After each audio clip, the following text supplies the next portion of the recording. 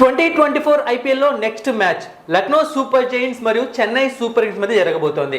కొంచెం ట్రాక్ తప్పిన లక్నో ఇక మరోవైపేమో విన్నింగ్ ట్రాక్లోకి వచ్చిన చెన్నై సూపర్ కింగ్స్. సో అలాంటి టీమ్స్ మధ్య ఈ మ్యాచ్ పాయింట్స్ టేబుల్లో చూసుకున్నాము అంటే చెన్నై సూపర్ కింగ్స్ 6 మ్యాచ్లు ఆడితే 2 ఓడిపోయింది, 4 గెలిచింది.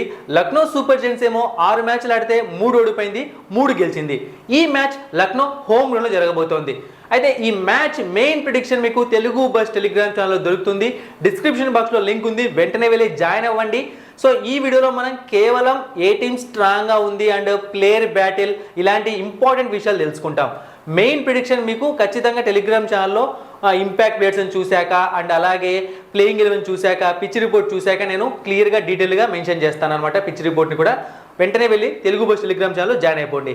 ఫస్ట్ నేను ఈ రెండు టీమ్స్ యొక్క ప్లేయింగ్ 11 గురించి కొన్ని ఇంపార్టెంట్ పాయింట్స్ డిస్కస్ చేయాలి. ముఖ్యంగా లక్నో సూపర్ జైంట్స్ టీం గురించి. అదేంటి అంటే ఈ టీంలో వన్ డౌన్ బ్యాట్స్మెన్ చాలా ప్రాబ్లం కనిపిస్తుంది వీళ్ళకు. అంటే ఇంతకుముందు దేవదత్ పడికల్ ఆడేవాడు, అతనైతే ఏమాత్రం ఫామ్లో లేడనమాట. ఆల్మోస్ట్ 5-6 మ్యాచెస్ ట్రై చేశారు, ఇక బయటకు పంపించేశారు. అయితే ఇప్పుడు మళ్ళీ ఫామ్లో లేని దీపక్ కూడానే కంటిన్యూ చేస్తున్నారు, కానీ ఇంకొకరికి ఎవరికైనా ఛాన్స్ ఇద్దామని చూడట్లేదు లక్నో టీం. అంటే లాస్ట్ 16-17 ఇన్నింగ్స్ చూసుకున్నాము అంటే దీపక్ కూడా ఏ మ్యాచ్లో కనీసం హాఫ్ సెంచరీ చేయలేదు. అండ్ ఒక రెండు మ్యాచ్లో ఏమో 30 స్కోర్స్ చేశాడు, ఇక మిగతావన్నీ 10, 12, 15.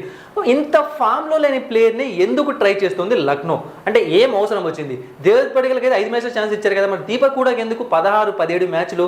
దాని బదులు ప్రేరక్ మన్కట్ లాంటి ప్లేయర్స్ ఉన్నారు, వాళ్ళని ట్రై చేయొచ్చు కదా. అంటే ఒకవేళ వాళ్ళు ఫెయిల్ అయినా పర్లేదు, ఆల్రెడీ 2 ఫెయిల్ అయిన వాళ్ళే ఉన్నారు కదా. ఈ విధంగా ఎందుకు లక్నో ఆలోచించట్లేదో నాకైతే అర్థం కావట్లేదు. ఇక మిగతా టీంలో ఏమైనా ప్రాబ్లమ్స్ ఉన్నాయంటే నేను ఇంతకుముందు వీడియోలోనే చెప్పాను వాళ్ళ లాస్ట్ మ్యాచ్ గురించి.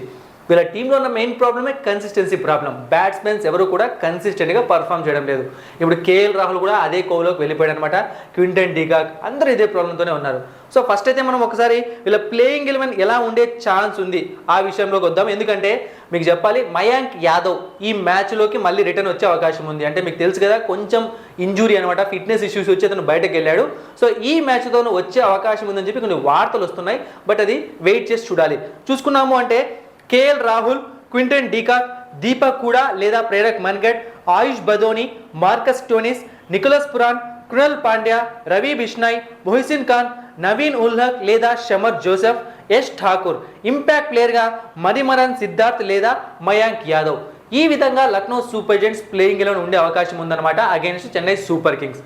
ఇప్పుడు మనం లక్నో సూపర్ జైంట్స్ ప్లేయింగ్ 11లో ఉన్న వాళ్ళు అగైనెస్ట్ చెన్నై సూపర్ కింగ్స్ టీంకి ఎలా పర్ఫామ్ చేశారు నేను ఐపీఎల్ చూసాము అంటే కేఎల్ రాహుల్ ఇప్పటి వరకు 12 ఇన్నింగ్స్ ఆడితే 455 రన్స్ చేశాడు, 45.5 యావరేజ్ ఉంది. క్వింటన్ డీకాక్ 13 ఇన్నింగ్స్ ఆడితే 335 రన్స్ చేశాడు. దీపక్ కూడా 9 innings 140 runs. Nicholas Pooran 8 innings 192 runs. Ayush Badoni 3 innings 101 runs. ఇక మార్కస్ స్టోయినిస్ 84 రన్స్ 0 వికెట్స్. ఇక next Krunal Pandya 10 innings 139 runs 7 wickets. Ravi Bishnoi 5 innings 6 wickets. Mohsin Khan ఎప్పుడు ఆడలేదు, నవీన్ ఉల్ హక్ ఎప్పుడు ఆడలేదు, యష్ ఠాకూర్ 1 ఇన్నింగ్స్ వికెట్ ఏమో తీసుకోలేదు, షమర్ జోసెఫ్ ఎప్పుడు ఆడలేదు. ఈ విధంగా ఉంది లక్నో టీం. సో ప్రాబ్లమ్స్ అనేవి చెప్పేశాను కదా. అయితే బౌలర్స్ గురించి కూడా కొన్ని ఇంపార్టెంట్ పాయింట్స్ డిస్కస్ చేయాలన్నమాట. వీళ్ళ బౌలింగ్ డిపార్ట్మెంట్ బాగానే కనిపిస్తోంది, కానీ కొన్ని అనవసరమైన తప్పులు, నో బాల్స్, వైడ్స్, ఎక్స్ట్రాస్ ఎక్కువగా వేస్తున్నారు. అండ్ అదే టైంలో షమర్ జోసెఫ్ లాస్ట్ మ్యాచ్ వచ్చాడు కానీ ఎక్స్పెన్సివ్ వేడు స్టార్టింగ్లో, తర్వాత పర్వాలేదు అనిపించాడు. బట్ ఈ మ్యాచ్లో నాకు తెలిసి షమర్ జోసెఫ్ కన్నా ఎక్కువగా నవీన్ ఉల్ హక్నే కన్సిడర్ చేసే అవకాశం ఉంది. ఎందుకంటే మ్యాచ్ అన్నది లక్నో హోమ్ గ్రౌండ్లో జరగబోతుంది, ఎకానా స్టేడియంలో. అక్కడ ఏంటి అంటే కొంచెం స్లో బౌలర్స్కి ఎక్కువగా ఇంపాక్ట్ ఉంటుంది అనమాట. ఇక సిఎస్కే టీం గురించి మాట్లాడాలి. వీళ్ళు ట్రాక్లోకి వచ్చారు కానీ వీళ్ళ ప్లేయర్స్ కొంతమంది మాత్రం ట్రాక్లో కనిపించట్లేదు. ముఖ్యంగా ఫస్ట్ మాట్లాడాల్సింది డారెల్ మిచెల్ గురించే. అంటే డారెల్ మిచెల్ సిఎస్కే స్క్వాడ్లోకి ఎంటర్ అయినప్పుడు నేను చాలా చెప్పాను, చాలా జాక్పాట్ కొట్టారు, చాలా మంచి అమౌంట్కి వచ్చాడు. అంటే మంచి అమౌంట్ కొంచెం ఎక్కువే పెట్టారు, కానీ ఫ్యూచర్ ఉండే ప్లేయర్ అని చెప్పి. ఫ్యూచర్ ఉంటుంది ఖచ్చితంగా. అంటే తర్వాత సీజన్స్లో డారెల్ మిచెల్ టీంలోనే ఉంటాడు. కానీ నేను అంటుంది ఏంటి అంటే అతను మరీ వన్డే బ్యాటింగ్ చేస్తుండే అనిపిస్తుంది నాకైతే. ప్రతి మ్యాచ్లో బ్యాటింగ్కి పంపించడం, నమ్మి అతన్ని ఎక్స్పీరియన్స్డ్ సీనియర్ ప్లేయర్ బాగా ఆడతాడని చెప్పి తనేమో వెళ్ళడము, బాల్ టు బాల్ సింగిల్ తీయడము, రావడం, ఇదే జరుగుతోంది. లాస్ట్ మ్యాచ్ మీరు చూశారు అంటే ఈవెన్ 16th, 17th, 18th ఓవర్స్లో కూడా తను సింగిల్స్ కోసం ట్రై చేయడము, షాట్స్ని కనెక్ట్ చేయలేకపోవడం. అంటే తను ఫామ్లో లేడని చెప్పలేము, ఫామ్లో ఉన్నాడని చెప్పలేము. అది మరి ఏదో ప్రాబ్లం కనిపిస్తుంది అనమాట, సరిగ్గా ఆడలేకపోతున్నాడు. సో ఇదైతే మరి చూడాలన్నమాట. ఎందుకంటే టోర్నమెంట్ ముందుకు వెళ్తుంది. నాకు తెలిసి ఈ మ్యాచ్లో అతన్ని పక్కకు పెట్టి మోయిన్ అలీని ట్రై చేస్తారేమో అనిపిస్తుంది అనమాట. బట్ అది కన్ఫామ్ కాదు, నా ఒపీనియన్. ఒకవేళ ట్రై చేసినా కూడా మంచిదే, ఎందుకంటే డారెల్ మిచెల్కి ఎలాగో బౌలింగ్ ఇవ్వట్లేదు, ఓన్లీ బ్యాటింగ్. అదే మోయిన్ అలీ వచ్చాడు అనుకోండి, ఒక మంచి స్ట్రైకర్తో బ్యాటింగ్ చేస్తాడు, ఒక స్పిన్ బౌలింగ్ ఆప్షన్ కూడా ఇక్కడ వీళ్ళకి వస్తుంది. ఇక నెక్స్ట్ ఇంకొకటి రహానే. సో రహానే ఇక పక్కన పెట్టే టైం వచ్చిందేమో అనిపిస్తుంది అనమాట నాకైతే, ఎందుకంటే ఇంతవరకు ఈ ఐపీఎల్లో ఒక్క ఇంపాక్ట్ఫుల్ ఇన్నింగ్స్ కూడా ఆడలేదు. ఒక మ్యాచ్లో ఒక మంచి రన్స్ చేశాడు కానీ, సో ఒక్కటి మనం కన్సిడర్ చేయం కదా, మినిమం ఒక 3-4 మ్యాచెస్ ఆడాలి. సో ఈ ప్రాబ్లం. ఇక నెక్స్ట్ ఇంకొక పెద్ద ప్రాబ్లం రచిన్ రవీంద్ర దగ్గర నుంచి కనిపిస్తుంది అనమాట. ఎందుకు అంటే స్టార్టింగ్ 2 మ్యాచ్లో కనిపించిన రచిన్ రవీంద్ర ఈ తర్వాత ఇన్నింగ్స్లో మనం ఎక్కడా కూడా చూడలేదు. అతని దగ్గర నుంచి చాలా మంచి ఇన్నింగ్స్ సిఎస్కే ఫ్యాన్స్ ఎక్స్పెక్ట్ చేస్తున్నారు. మళ్ళీ రచిన్ రవీంద్ర ఈ రోజున ఆడతానేమో చూడాలి. అతనైతే పక్కకు బెటరు, ప్లేయింగ్ 11లో ఉంటాడు, ఓపెనర్గానే ఉంటాడు. బట్ బాగా ఆడాల్సిన అవసరం తన మీద ఉంది. ఇక నెక్స్ట్ ఇంకొకటి ఏంటి అంటే దీపక్ చాహర్ ఒకవేళ పూర్తి ఫిట్ అయ్యాడంటే ఖచ్చితంగా శార్దుల్ ఠాకూర్ని టీం పక్కన పెట్టినా కూడా ఆశ్చర్యపోనవసరం లేదు. ఎందుకంటే దీపక్ చాహర్ని సిఎస్కే మేనేజ్మెంట్ ఎక్కువగా నమ్ముతుందన్నమాట. వాళ్ళకి ఎప్పటి నుంచో స్ట్రైక్ బౌలర్, మరి వస్తాడో రాదో తెలియదు కానీ ఒకవేళ వస్తే మాత్రం ఫిట్ ఉంటే మాత్రం ప్లేయింగ్ 11లోకి వచ్చేస్తాడు. ప్రస్తుతానికి అయితే శార్దుల్ ఠాకూర్ని కంటిన్యూ చేస్తారు. ఒకసారి మనం సిఎస్కే ప్లేయింగ్ 11 చూసాము అంటే రుతురాజ్ గైక్వాడ్, రచిన్ రవీంద్ర, డారెల్ మిచెల్ లేదా మోయిన్ అలీ, శివం దుబే, అజింక్య రహానే, ఎంఎస్ ధోని, రవీంద్ర జడేజా, సమీర్ రిజ్వీ, మతీషా పత్రానా, శార్దుల్ ఠాకూర్ లేదా దీపక్ చాహర్, ఇంపాక్ట్ ప్లేయర్గా ముస్తఫిజుర్ రెహమాన్. ఇక మీరు మన టెలిగ్రామ్ ఛానల్ ఫాలో అవుతుంటే మీకు ఒక ఇంపార్టెంట్ న్యూస్ చెప్పాను అనమాట. అదేంటి అంటే మే 1 వరకు మాత్రమే ముస్తఫిజుర్ రెహమాన్ సిఎస్కే టీంతో ఉంటాడు, తర్వాత తను బంగ్లాదేశ్ వెళ్ళిపోతాడు అనమాట. అండ్ ఇంకా త్వరగానే వెళ్ళాలి. But BCCI CSK management request చేసినందుకు వాళ్ళు పర్మిషన్ ఇచ్చారు. అండ్ ఇంకొకటి మీకు తెలుసు, నేను టెలిగ్రామ్ ఛానల్ అప్డేట్ చేశాను, డెవాన్ కాన్వే ఇక పూర్తిగా రూల్ అవుట్ అయిపోయాడు. డెవాన్ కాన్వే ప్లేస్లో ఒక బౌలర్ని వాళ్ళు అసైన్ చేసుకున్నారు. బట్ ప్లేయింగ్ లెవెల్లోకి అయితే రాడతను, చూడొచ్చు, ట్రై చేయొచ్చు, అంటే ఎప్పుడన్నా ఇంపార్టెంట్ మ్యాచెస్లో ట్రై చేయొచ్చు మతీషా పత్రానా లాంటి వాళ్ళు లేనప్పుడు. ఇప్పుడైతే మతీషా పత్రానా ఫెంటాస్టిక్ ఫామ్లో ఉన్నాడు, అద్భుతంగా వికెట్స్ తీసుకున్నాడు కాబట్టి ఇంకొక ఓవర్సీస్ ప్లేయర్ని ట్రై చేయకపోవచ్చు.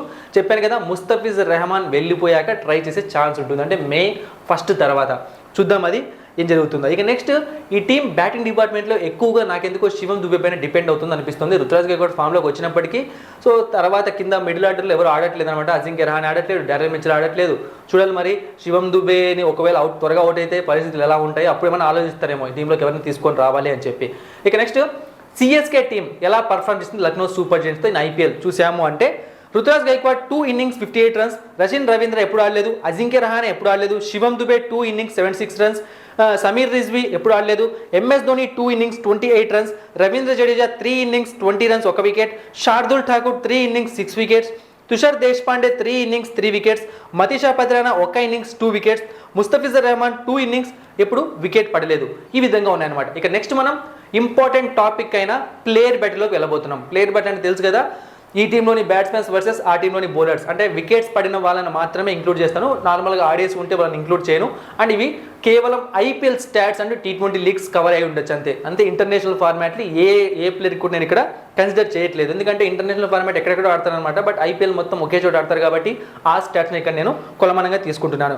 సో ఫస్ట్ మనం Lucknow super giants batsmens versus CSK bowlers చూసాము అంటే KL Rahul versus Shardul Thakur 75 runs 2 outs 187 strike rate, KL Rahul versus Moeen Ali 10 runs 2 outs 125 strike rate. ఇక మిగతా చాలా మంది బౌలర్స్ని కేఎల్ రాహుల్ ఫేస్ చేయలేదు, కొంతమంది ఫేస్ చేసిన వికెట్ ఇవ్వలేదు. ఇక నెక్స్ట్ చూసాము అంటే Quinton de Kock versus Deepak Chahar 106 runs 3 outs 135 strike rate, Quinton de Kock versus Shardul Thakur 46 runs 2 outs 131 strike rate, Quinton de Kock versus Moeen Ali 18 runs 3 outs 90 strike rate ఉంది. ఇక next Deepak Hooda versus Deepak Chahar 7 runs 2 outs 58 strike rate ఉంది.